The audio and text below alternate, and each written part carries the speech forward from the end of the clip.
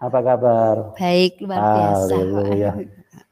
Tuhan Yesus mengasihi ya. Amin. Dari senyumnya kita melihat bagaimana kuasa Tuhan hadir di dalam seseorang yang tadinya tidak mengenal Tuhan tetapi sekarang sudah percaya Tuhan. Terima kasih Amin. Ibu Terima kasih, ya. sudah hadir di dalam Amin. link ini dan mau berbagi dengan teman-teman yang sedang menyaksikan kita. Ya, Ibu bisa ceritakan dulu nih, gimana dulu di dalam iman sebelumnya, sebelum mengenal Tuhan Yesus?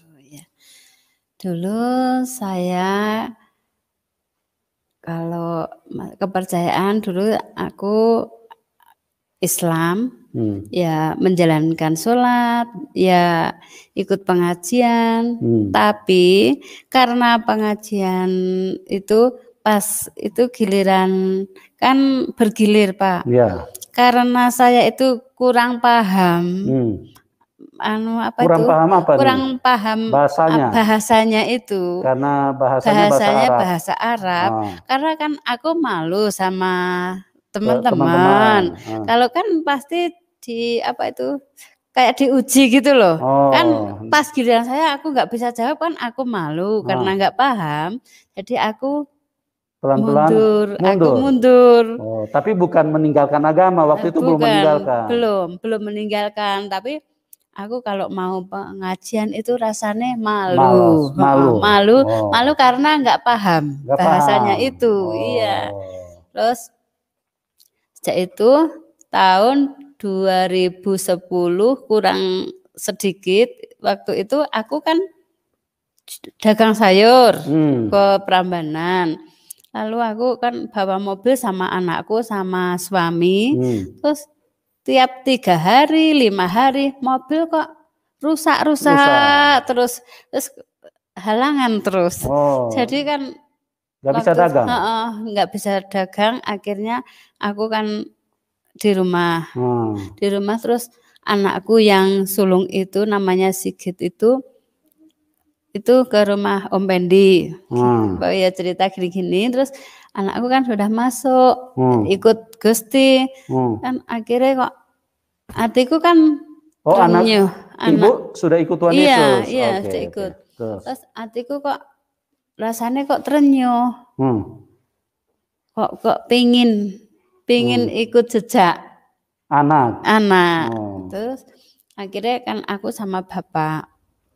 Sebentar Bu, kenapa Ibu kepengen, padahal Ibu kan imannya berbeda nih. Kenapa kok kepengen ikut anak? Tidak ada penolakan gitu loh. Waktu itu rasanya kok seneng gitu loh Pak. Ikut Gusti itu rasanya kan aku kan belum merasakan. Tapi Kak, saya lihat itu rasanya kan seneng. Jadi aku kan rasanya kok kayak damai Sebentar Bu, tahan dulu. Teman-teman, Ibu ini mengalami kuasa Roh Kudus, ya. Dia dari iman yang berbeda. Sementara yang dia mau ikuti ini adalah Tuhan Yesus. Nah, Tuhan Yesus Roh Kudus bekerja dengan kuasanya yang tidak terbatas. Ibu ini punya hati dilembutkan. Ada keinginan sendiri. Tidak ada yang injili, Bu? Tidak ada ya? Waktu itu belum ada yang menginjili. Terus itu hati saya terus punya kerinduan. Aku main ke rumah Om Pendi. Terus Om Pendi itu ke rumah, kan menginjili sama ibu. Ada yang dari Solo itu waktu itu. Terus mulai itu aku terus ajak bapak, ayo Pak nang gereja. Ya wis iki engko kapan-kapan kudu ngono wae. Wis nang gereja ning kudu temen-temen. Bapak bilang gitu. Akhirnya jadi terus aku langsung. Bapak tidak marah? Enggak. Pokoknya udah kayak sepakat. Luar biasa. Langsung sepakat. Bapak Muslim juga tadi? Iya, Muslim semua Pak. Kan mungkin Bapak juga punya orang pilihan Tuhan juga merasakan. Ya. Karena Tuhan Yesus berkata di dalam firman-Nya, bukan kamu yang memilih aku, tapi aku yang memilih kamu. Kalau Tuhan sudah pilih, tidak bisa kemana-mana. Dan yang luar biasanya, kasih Tuhan mengalir. Dari orang yang hidup dalam gelap, mendapatkan terang, orang yang hidup dalam kematian, mendapatkan kehidupan. Itulah Tuhan. Kasih-Nya mengalir menyentuh siapa saja. Dia bilang, marilah kamu yang letih lesu dan berbeban berat. Marilah kamu yang letih lesu dan berbeban berat. Tuhan tidak Tuhan satu agama. Dia tidak melirik hanya orang Kristen saja. Marilah kamu orang-orang Kristen karena aku akan menolong kamu. Tidak. Siapapun Anda, bahkan yang ateis, bahkan yang tidak punya Tuhan, bahkan orang yang durhaka pun, tetap Anda disayang Tuhan. Karena Tuhan datang untuk mengampuni dosa. Tuhan yang menanggung dosa kita, Tuhan yang mati atas dosa-dosa kita, supaya kita diselamatkan. Oke, Bu, bagaimana sampai Bapak berkata seperti itu, Ibu heran nggak? Kok suami, kok imannya waktu itu dengan iman yang lama, kok juga kasih gitu loh? Iya, saya juga heran, Pak. Ah. Kadang-kadang kan Bapak itu kan orang itu kan punya karakter sifat ya, masing-masing. Yang gini ya. Kok saya ajak Pak ayo nang gereja, kok langsung? Yo, kok sesasingkas wae. Kok anggere wis sesasingkas, engko mulai nyang kabeh kudu aktif. Oh, jadi Ibu disuruh duluan? Apa sama-sama? Itu aku masuk 2 kali dulu. Oh, pas Ibu duluan. Ibadah minggu 2 kali, aku masuk 2 kali, langsung Bapak nyusul. Oh, Bapak nyusul. Iya. Oh, luar biasa. Tuayan jiwa-jiwa. Tuhan bilang, mintalah pekerja. Karena tuayan banyak, tapi pekerja sedikit. Oleh sebab itu, kami kemana-mana supaya bisa berbagi. Bisa membangkitkan iman teman-teman. Bisa menguatkan dan bisa mencerahkan bagi orang yang belum mengenal Tuhan. Oke. Dan kita bersyukur Roh Kudus terus menyertai dan begitu luar biasa kuasa Tuhan dinyatakan. Oke, Bu. Terus bagaimana keputusan Ibu? Berapa lama itu Ibu ikut dalam keadaan begitu langsung ambil keputusan untuk ikut Tuhan Yesus? Ya, mulai sejak itu langsung, Pak. Sampai sekarang, ya. Oh, okay. Sampai sekarang. Lalu terus kan anak yang tadi anak wedok. Tadi kan sebelumnya itu kan kerja dulu. Terus aku sama Bapak sudah masuk gereja, anaknya nyusul. Oh, gitu. Anak yang perempuan? Iya, anak perempuan. Nyusul juga? Iya, nyusul terus ikut. Haleluya. Iya. Nah, tadi menarik tuh Ibu bilang, kan Ibu kasih tahu tadi mobil rusak-rusak terus. Iya, rusak-rusak. Bagaimana setelah percaya Tuhan Yesus? Kan waktu itu rasanya perjalanannya hidup itu kan kayak gini, Pak. Mobilnya rusak terus, akhirnya Pak iya mau berangkat ke pasar, kecelakaan di situ. Terus akhirnya ya mobilnya dijual, wes utangnya banyak, ya toh Pak. Utangnya banyak, akhirnya saya putuskan sudah enggak ke pasar yang jauh, aku masih ke pasar Tawangmangu. Tuh akhirnya kan saya sudah capek, kan borongi di ladang-ladang kan capek. Terus akhirnya Bapak mutusin bikin warung. Bikin warung itu di pinggir jalan sana. Terus ini sudah mulai hampir 3 tahun ini, Pak. Oh, hampir 3 tahun. Iya, hampir 3 tahun ini kan. Iya, pokoknya sebelum corona itu sudah bikin warung. Iya. Oh, Tuhan buka jalan ya. Iya, Pak. Pokoknya ikut Gusti itu rasanya itu loh, Pak. Banyak sukacita. Kan kalau aku mau ke pasar, mau kemana-mana kan bawa motor tuh rasanya ada sukacita, nyanyi terus mboten saged meneng. Nyanyi sampai keluar kan gonceng ke tiang. Keluar ku nyanyi terus. Aku nek nyanyi kowe engko joko guyu ya. Aku piye aku nek mlaku nek ora nyanyi rasane ki kaya blangkemen. Dadi muji Gusti terus. Iya, nyanyi itulah terus. Ciri-ciri kalau ada sukacita di dalam hati. Keluar pujian, bukan keluar makian, bukan keluar kebencian. Kalau keluar kebencian itu berarti dikuasai iblis, dikuasai roh kegelapan. Amarah, emosi, cuma kerjaan balas dendam, kerjaan menghalalkan darah orang. Kita berhati-hati teman, karena Tuhan itu punya karakter sangat sederhana, sangat mudah dipahami. Ibu ini mengalami sukacita, ada ketenangan, pengen memuji terus. Jadi yang keluar dari mulut seseorang menunjukkan kepada siapa dia percaya. Dari mulut seseorang, kalau dia kerjaannya memaki-maki, kalau dia kerjaannya cuma memberitakan kabar hoax, terus kejahatan-kejahatan, maka itu berarti dia tidak sedang berjumpa dengan Tuhan. Sekalipun jubahnya, sekalipun bajunya, baju putih, dari kepala sampai ke kaki, sampai ke kuku-kuku pakai kain putih, tidak ada gunanya. Karena bertemu dengan Tuhan, dari buahnya Tuhan Yesus berkata akan dikenal. Dari buahnya lah kamu mengenal mereka. Oke Bu, bagaimana Ibu setelah mengikut Tuhan Yesus? Tantangan apa yang Ibu alami? Tantangannya banyak sekali Pak. Dulu waktu baru nginjak 2 tahun 3 tahun, itu ada tetangga itu. Kowe keluargamu wong papat melu nang gereja dibayar piro per gundul? Oh, per kepala maksudnya? Per kepala dibayar karo 1,5 juta.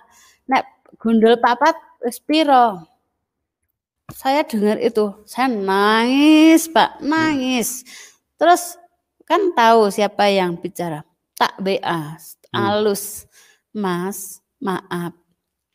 Masnya kalau mau ke masjid itu apa cari uang? Aku ke gereja nggak cari uang. Sampai saya nangis datang ke Om Pendi.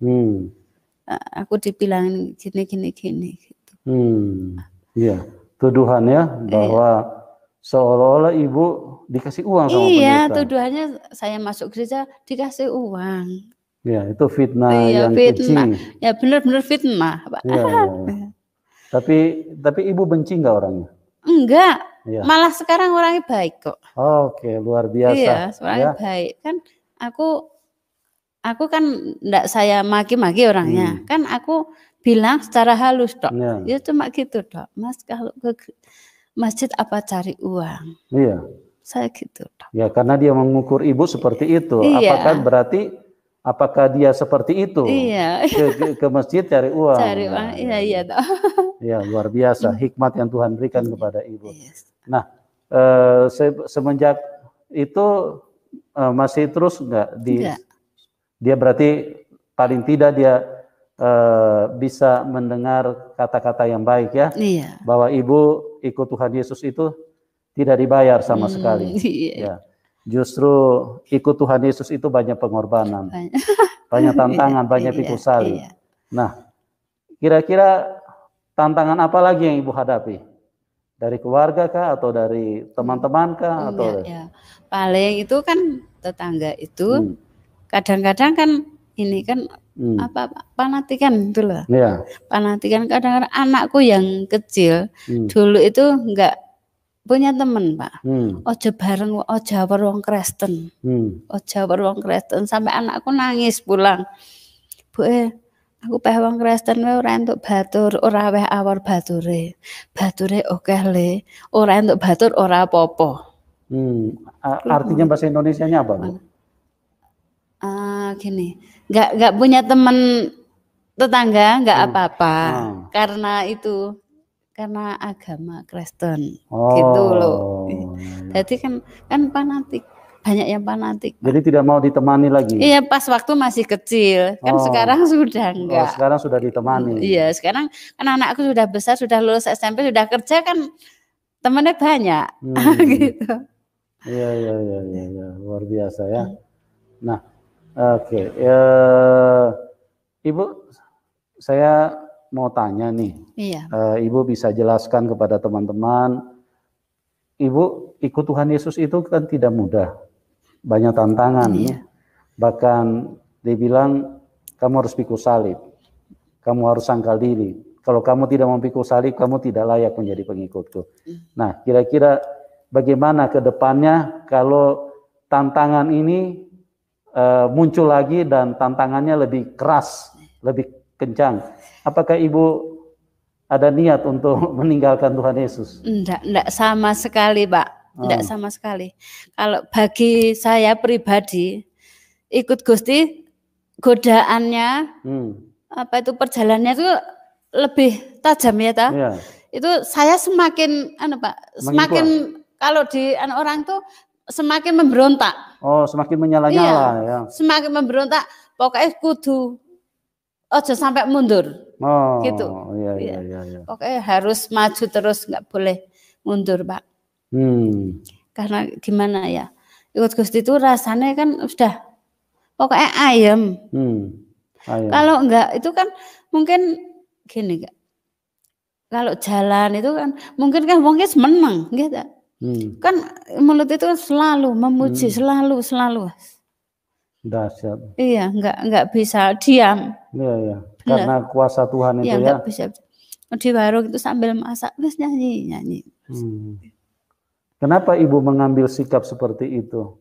Bahwa Ibu tidak akan mundur. Semakin ditekan, Ibu semakin cinta Tuhan. Iya, ya enggak tahu, Pak. Enggak tahu. Apa karena Tuhan Yesus itu nyata benar-benar Ibu alami? Apa yang Ibu bisa membuat komitmen seperti itu? Pokoknya ikut Tuhan Yesus itu harga mati. Karena gini, karena saya kalau pas ibadah itu mendengarkan kebenaran firman Tuhan itu, mendengarkan perintah-perintahnya itu rasanya di telinga itu niang terus loh Pak. Kamu harus pokoknya mendengarkan, harus menabur. Pokoknya menabur, memberi kasih. Selalu terniang itu loh Pak. Jadi ini sakit mundur. Enggak mundur ya? Enggak mundur. Pokoknya berbagi kasih, menabur. Mboten ketang paribasane Rp1.000. Mempunyai hati kasih orang susah. Pokoknya ada orang susah harus hati ini selalu tergerak iki mendengarkan perintah Tuhan. Kudu. Iki mau susah kudu. Mau kepengen bantu. Iya, pengen bantu. Pokoknya kecelakaan kudu ndang. Piye carane? Bantu. Mong sing diganoke mong perintah Gusti. Amin. Haleluya. Teman-teman, kalau kita mengalami Tuhan Yesus, ada Roh Kudus yang mendorong. Kita itu diberdayakan, digerakkan Tuhan untuk berbuat baik. Kita ingin menolong seperti yang dialami oleh ibu ini. Ada keinginan, ada kemauan untuk berbuat baik, membantu orang lain. Nah itulah karena apa? Karena bukan ibu ini yang baik, tapi karena Tuhan Yesus hadir di dalam hidupnya. Tuhan Yesus ada di dalam hidupnya. Sekalipun mungkin ibu ini tidak bisa membantu pada saat itu, tapi mau memikirkan. Jadi hidup itu tidak jadi egois. Memikirkan orang lain, itulah orang yang hidup bersama dengan Tuhan. Tapi kalau kita tidak bersama dengan Tuhan, hidup kita hanya dipenuhi dengan kebencian. Ya. Apa saja kita benci. Dengar orang bersaksi benci, ya. Dengar orang ke gereja saja benci. Dia benci terus.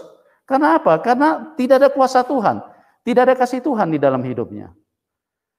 Oke teman-teman, kita akan lanjutkan.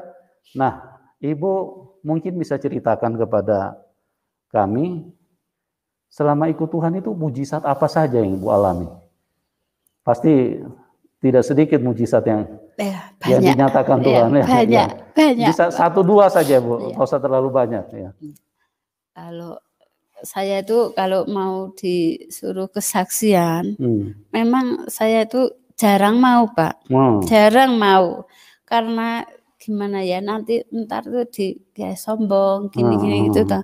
Aku memang kalau sesudah aku punya warung itu memang sedikit, tapi gimana ya?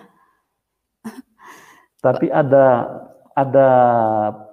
penyertaan Tuhan. Iya gitu loh Pak. Pokoknya rasanya ya seneng. Selalu terlihat ada sukacita, ada pertolongan, ada mujizat. Ya.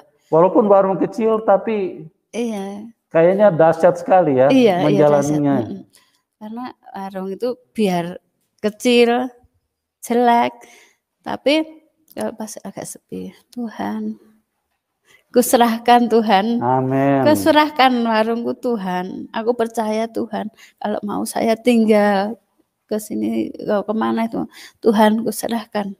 Ya. Warungku Tuhan, kuserahkan dalam tangan-Mu Tuhan. Aku percaya Tuhan. Aku percaya Tuhan. Aku serahkan kepadamu Tuhan. Banyak gitu Pak.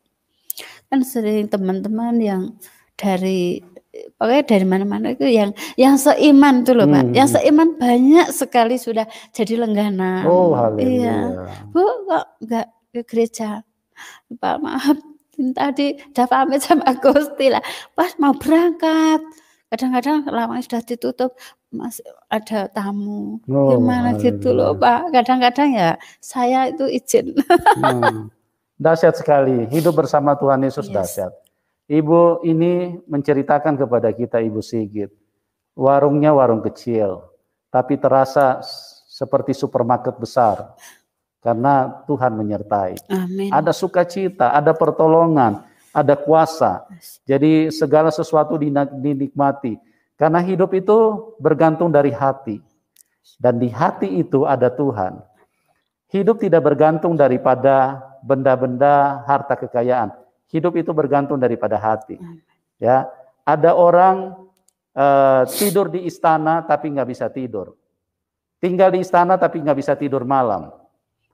Ada orang hidup di gubuk tapi dia bisa tidur dengan sukacita. Dia bisa menikmati karena Tuhan menyertai. Paulus, dia ada di dalam penjara. Sebagian besar hari-harinya ada di dalam penjara, tapi dia begitu sukacita. Bahkan dia masih mengajar kepada jemaat-jemaat yang pernah dia layani. Bersukacitalah senantiasa. Karena itulah yang ada di dalam hatinya. Jadi penjara tidak bisa menghalangi kuasa Tuhan, karena Tuhan Yesus itu Tuhan yang dahsyat. Amin. Oh haleluya. Dan kita sungguh diberkati pada malam hari ini. Ibu, terima kasih. Kalau kita mau dengar kesaksian Ibu tentang mujizat-mujizat pasti panjang sekali ya. Ya. Nah, sekarang Ibu bisa kasih 1-2 pesan kepada teman-teman yang belum mengenal Tuhan. Seperti apa pesan Ibu supaya jangan sampai terlambat? Gimana ya nanti? Ya, saya pesan sama teman-teman, saudara, keluarga, anak.